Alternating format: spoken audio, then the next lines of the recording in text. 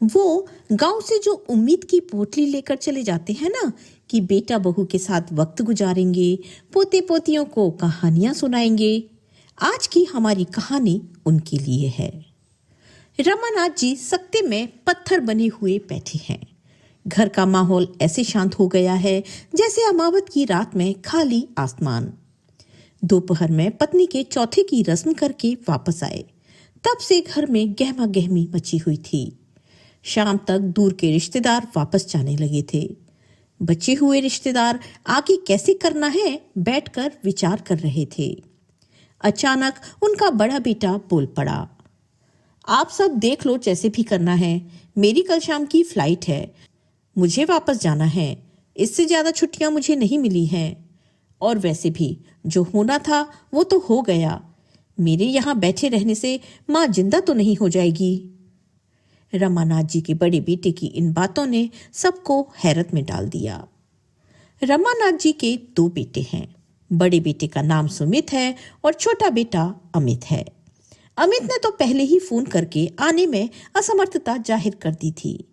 बड़ा बेटा सुमित आया भी तो उसने ऐसी बातें कह दी कि रमानाथ जी अंदर तक आहत हो चुके थे। कुछ दिनों में सब रिश्तेदार चले गए। अब घर पर केवल रमानाथ जी और उनका नौकर सोनू ही रह गए थे।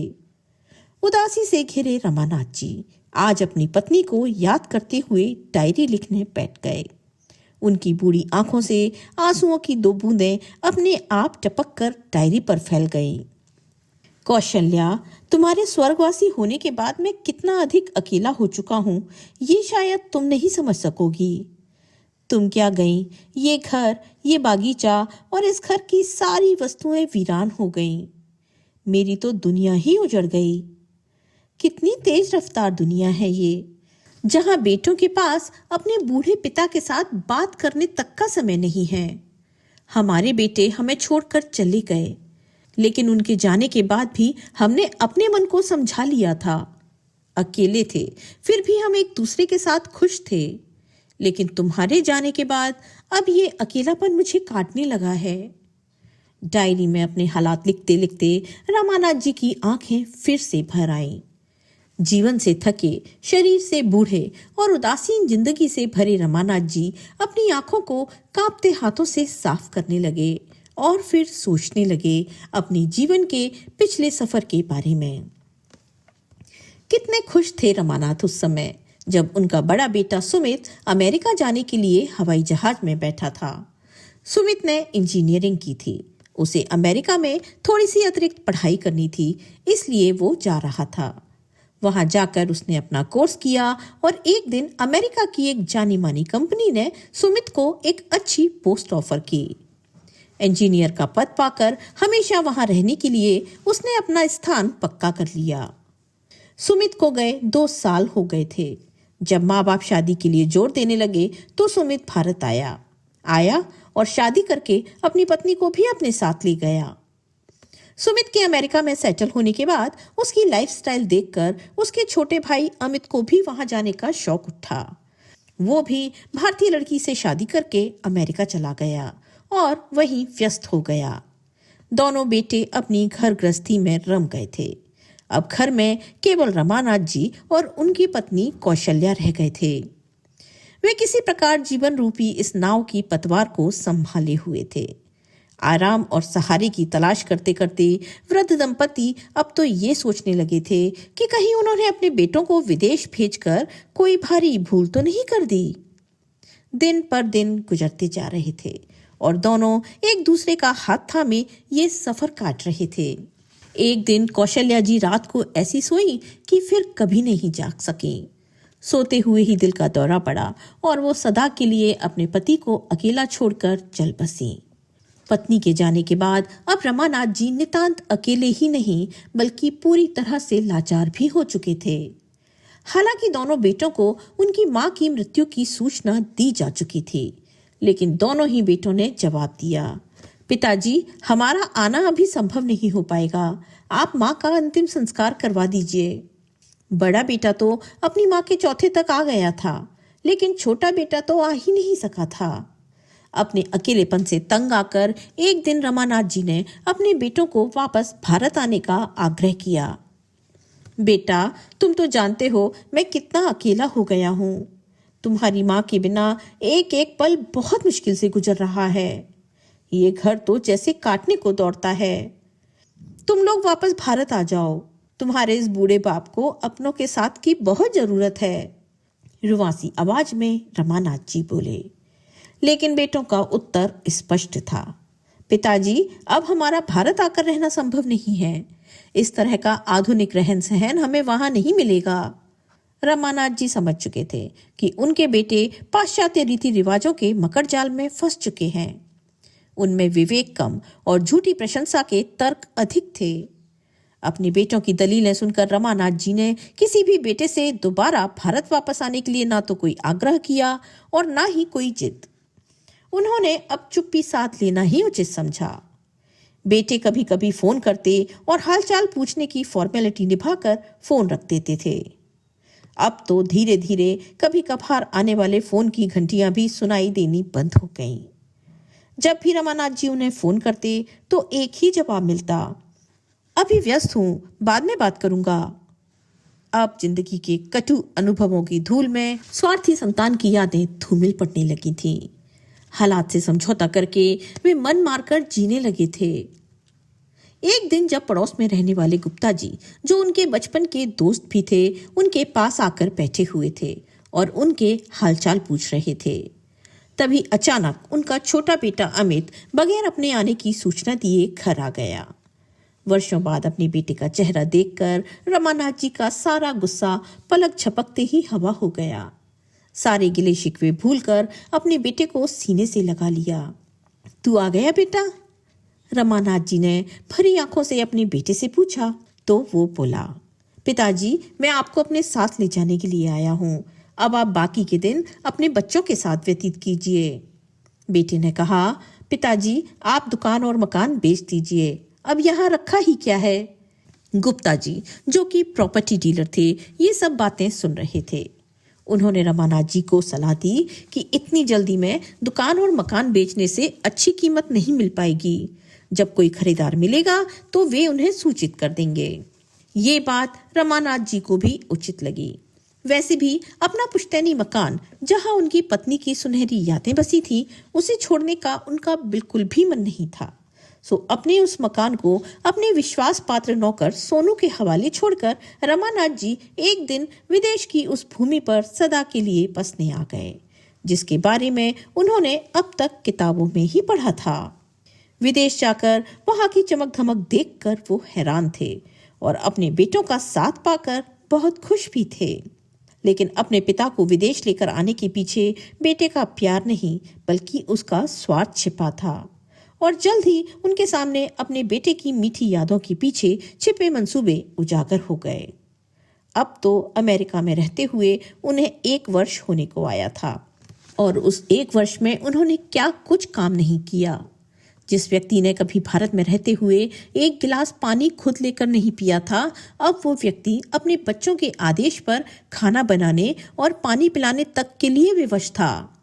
अपने घर में रहते हुए उन्होंने कभी एक रुमाल तक नहीं धोया था और अमेरिका आकर बेटे के घर में नौकरों की तरह सारे कपड़े धो रहे थे। इसके अलावा अमित के दोनों बच्चों की देखभाल करना, उनका कमरा ठीक करना, उन्हें स्कूल बस तक छोड़ने जाना और वापस लेने जाना अब रमानाथ जी के लिए आम बात हो चुकी थी। लेकिन जरूरत से अधिक काम करने और बढ़ती उम्र के हिसाब से शरीर पर अधिक भार पड़ने से रमानाथ जी अब बीमार रहने लगे थे। जब साधारण पेन किलर और बुखार की दवाइयों ने भी असर दिखाना बंद कर दिया तो मजबूर होकर अमित उन्हें डॉक्टर के पास ले गया। डॉक्टर ने कुछ दिन उन्हें अस्पताल में ही रखने को कहा, लेकिन अब अमित और उसकी पत्नी पिताजी की बीमारी पर अतिरिक्त खर्च करने और समय देने को तैयार नहीं थे।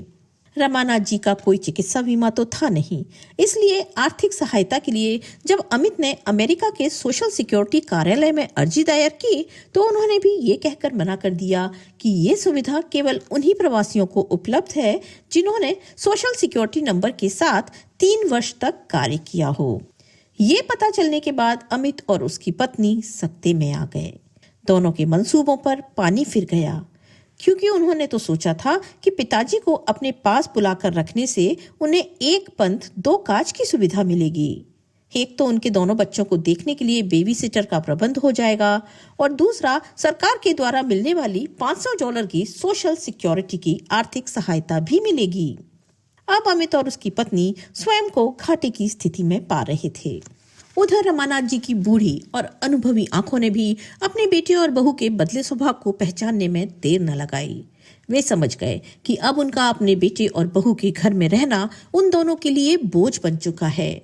वे समझ गए कि अमित का अचानक से भारत लौटकर आना और उन्हें अपने साथ अमेरिका ले जाना प्रेम और अपनत्व का एकमात्र झूठा दिखावा था। सच तो ये था कि उन्हें अपने दोनों बच्चों की देखभाल के लिए किसी नौकर की जरूरत थी, और अब जब वे बीमार रहने लगे हैं तो बूढ़ा लाचार बाप बेटे और बहू के लिए बोझ बन चुका है। एक दिन उन्होंने अमित से कहा, बेटा, मेरा यहाँ रहने से कोई मतलब तो निकलता नहीं है। बेहतर होगा कि मुझे भारत भेजने का प्रबंध कर दो। इतना सुनते ही अमित गुस्से में आ गया और बहू का पारा 7वें आसमान पर चढ़ गया। वो चिल्ला कर बोली, समझ क्या रखा है आपने? हमें कोई कुबेर का खजाना नहीं मिल गया जिसे जब चाहे जितना चाहे खर्च कर लें। हवाई जहाज का टिकट भी कम से कम 40,000 का आएगा। कहाँ से आएगा इतना पैसा? अब क्या हम खुद को ही बेच दें? अपनी बेटी के सामने बहू के मुंह से ऐसी बातें सुनकर रमानाथ जी स्वयं को जमीन में गड़ने जैसी स्थिति में पा रहे थे।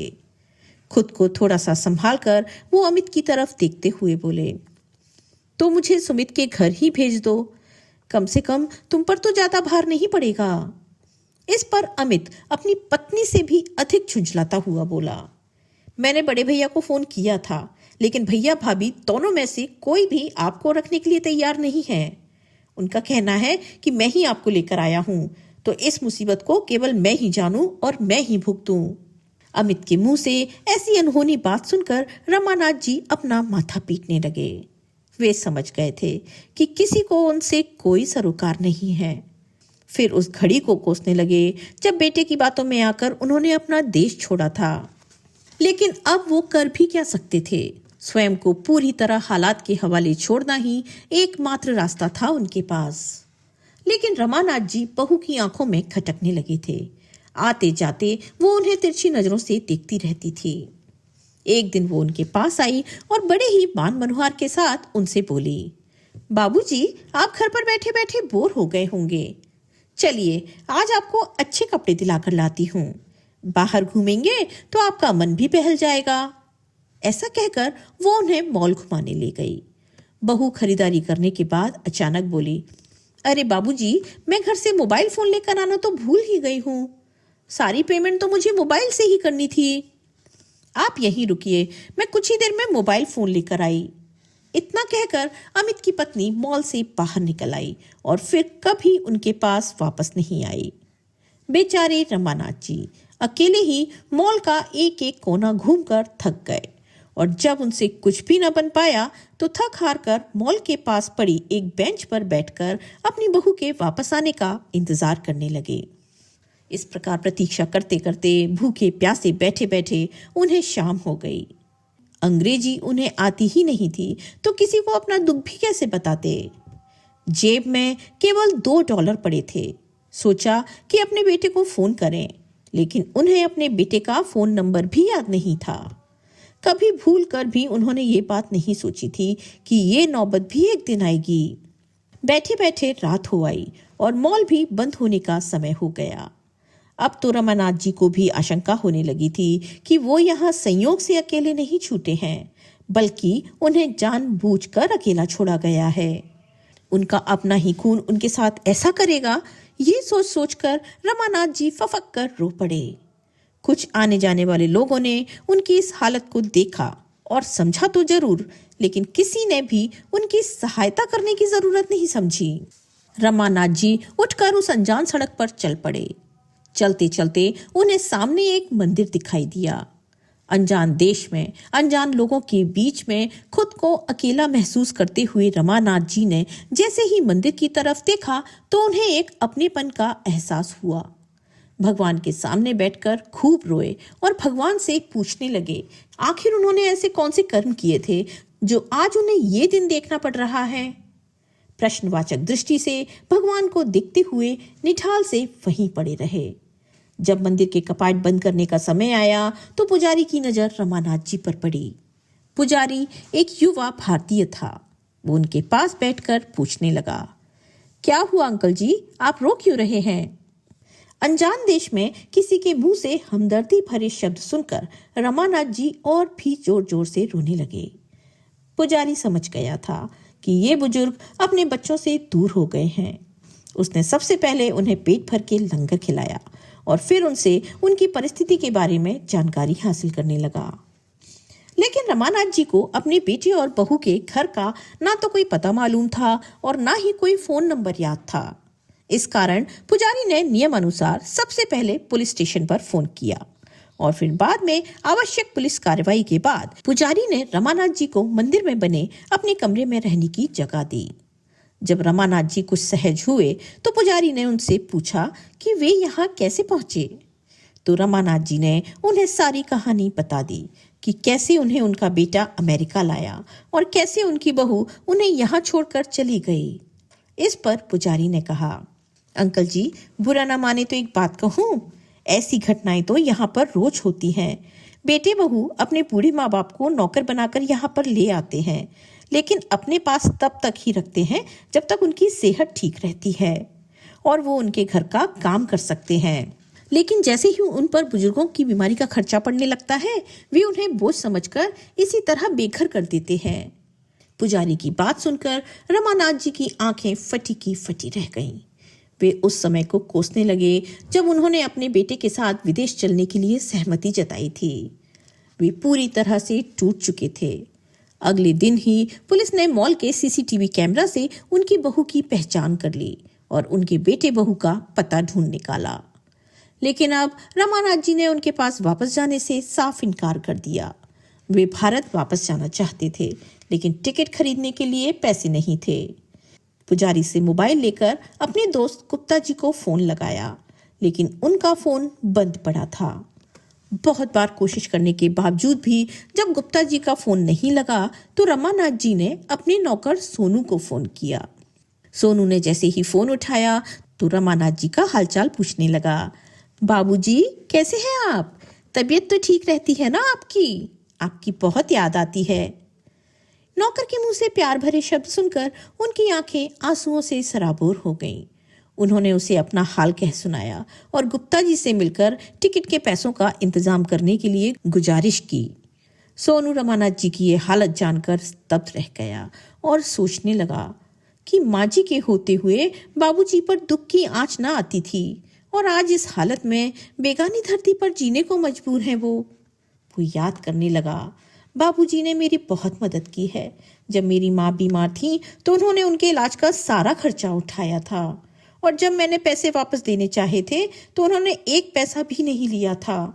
आज उनके एहसान चुकाने का समय आ गया है। ये सोचकर सोनू ने उनकी मदद करने की ठान ली और जैसे तैसे करके 5 दिनों के भीतर ही उनके बताए गए अकाउंट में पैसे पहुंचा दिए और हफ्ते भर में ही रमानाथ जी वापस अपने घर पहुंच गए। घर पहुंचकर सोनू से मिलकर बहुत रोए और उसे बताया कि किस तरह से विदेशी धरती पर एक पल काटना भी उनके लिए दूभर हो गया था। अगले दिन गुप्ता जी को शुक्रिया अदा करने के लिए जब उनके घर पहुंचे तो पता चला कि गुप्ता जी तो 1 महीना पहले ही ये दुनिया छोड़कर चल बसे। जानकर उन्हें गहरा झटका लगा। मन की उदासी और गहरा गई, लेकिन फिर अचानक सोचने लगे कि सोनू ने पैसों का इंतजाम कैसे किया। फिर घर पहुंचे तो सोनू को अपने पास बिठाया और उससे पैसों के बारे में पूछने लगे, लेकिन सोनू बताना ही नहीं चाहता था। बहुत पूछने पर उसने बताया कि उसने अपना छोटा सा मकान गिरवी रखकर पैसों का इंतजाम किया था और फिर रमानाथ जी के चरणों में बैठकर कहने लगा, बाबूजी ये मदद तो कुछ भी नहीं है उस मदद के सामने जो आपने मेरी माँ की बीमारी के वक्त की थी। इतने एहसान हैं आपके मुझ पर, तो फिर मैं आपको ऐसी हालत में कैसे देख सकता था। सोनू की बातें सुनकर रमानाथ जी ने उसे गले से लगा लिया। अपने अतीत में झांकते रमानाथ जी की बूढ़ी और जीवन से थकी धुंधली आंखों में फिर से आंसू भर आए। उन्होंने अपनी पत्नी की तस्वीर को सीने से लगा लिया। आज भी अपने बेटों के बारे में सोच सोच कर वे अपने मानसिक संताप से उबर नहीं पा रहे थे। उनका शरीर दिन ब दिन गिरता जा रहा था। फिर ऐसा समय भी आ गया जब रमानाथ जी ने बिस्तर पकड़ लिया। दैनिक क्रियाओं के लिए उठने और चलने को भी वे लाचार हो गए। लेकिन सोनू ने उनकी दिन रात सेवा की। बिना किसी हिचकिचाहट के उनके बिस्तर की गंदगी भी साफ कर देता था। जब रमानाथ जी की हालत ज्यादा खराब रहने लगी तो एक दिन उन्होंने वकील को बुलाकर अपनी दुकान, मकान और खुद की कमाई संपत्ति की वसीयत करा दी। उसे पंजीकृत भी करवा दिया। उन्होंने सोनू को भी बता दिया कि उनकी वसीयत उनके वकील आलोकनाथ के पास रखी है और उनकी मृत्यु होने पर अंतिम संस्कार से पहले उनकी वसीयत पढ़ाई जाए। उसके बाद ही उनका अंतिम संस्कार किया जाए। और आखिर वो दिन भी आ गया जब उनके घर के आंगन में उनका पार्थिव शरीर रखा था। उनके रिश्तेदारों ने दोनों बेटों को फोन करके खबर पहुंचा दी। अगले दिन तक वे दोनों भी पहुंच गए। वकील साहब को भी खबर कर दी गई। उनके पहुंचते ही सबकी नजरें उनके चेहरे पर टिक गईं। वकील साहब ने वसीयत पढ़नी शुरू की। मैं रमानाथ शर्मा अपने इस पुश्तैनी मकान को अपने नौकर सोनू के नाम करता हूँ। जैसे ही वकील साहब ने पहला वाक्य पढ़ा उसी समय उनके दोनों बेटे हक्के बक्के रह गए और आसपास खड़े सभी रिश्तेदारों में कानाफूसी शुरू हो गई। मेरी दुकान पर भी केवल सोनू का ही अधिकार होगा। मेरे बैंक अकाउंट में ज्यादा तो कुछ नहीं रखा, केवल मेरी कमाई से बचाए गए 5 लाख रुपए हैं जिन्हें मैं सोनू को देना चाहता हूँ। ये बात सुनते ही दोनों बेटों की त्योरियां चढ़ गईं, लेकिन उन्होंने उस समय शांत रहना ही उचित समझा। वहीं ये सब सुनकर सोनू लगातार रोता जा रहा था। वकील साहब ने वसीयत पढ़ना जारी रखी। अपनी पत्नी कौशल्या के गहनों को मैं अपने दोनों बेटों और बहुओं में बराबर बराबर बांटता हूँ, क्योंकि ये मेरी पत्नी की इच्छा थी। इसके अतिरिक्त मैं उन्हें किसी भी अन्य संपत्ति का हकदार नहीं मानता। मेरे पार्थिव शरीर को मुखाग्नि देने का हक भी केवल सोनू का ही होगा। वो मेरा सगा बेटा नहीं है, लेकिन मैं उसको बेटों से भी बढ़कर मानता हूँ। असल में संतान का सुख तो मुझे उसी से प्राप्त हुआ है। उसकी रगों में मेरा खून नहीं है, परंतु फिर भी मेरी सेवा ऐसे करता है जैसे एक माँ अपने अबोध बच्चे को पालती है, बिल्कुल निस्वार्थ भाव से। कितना बड़ा अंतर है मेरी खुद की संतान और सोनू में। मेरी अपनी औलाद, जिसको ना मैंने केवल जन्म दिया था बल्कि उसके पालन पोषण में भी कभी कोई कमी नहीं छोड़ी। उन्हें इस काबिल बनाया कि वो सिर उठाकर जी सकें। इतना सब कुछ होने के बाद भी कितने आश्चर्य की बात है कि मेरी अपनी संतान ने मुझ पर ही ये लेबल लगा दिया कि उनका मुझसे कोई भी रिश्ता नहीं है। वकील साहब थोड़ी देर के लिए रुके और अपने आंसू पोंछने लगे। आसपास खड़े सभी रिश्तेदारों की भी आंखें भर आई थीं। इसके बाद उन्होंने अंतिम पंक्ति पढ़ी। भगवान से यही प्रार्थना करता हूँ कि बुढ़ापे में जो दिन मुझे देखने पड़े, ऐसे दिन मेरे बेटों को कभी न देखने पड़े। वसीयत सुनने वाले हर एक इंसान की आंखों में आज आंसू थे और दोनों बेटे शर्मिंदगी से एक दूसरे का चेहरा देख रहे थे। रिश्ता ना होते हुए भी सोनू ने साबित कर दिया था कि दुनिया में एक ऐसा रिश्ता अब भी है जिसका नाम है इंसानियत। दोस्तों, आपको आज की ये कहानी कैसी लगी, लाइक और कमेंट करके जरूर बताएं और चैनल को सब्सक्राइब करना बिल्कुल ना भूलें। मिलते हैं एक नई कहानी के साथ। तब तक के लिए स्वस्थ रहिए, मस्त रहिए और अपने अपनों का ख्याल रखिए। आपका बहुत बहुत धन्यवाद।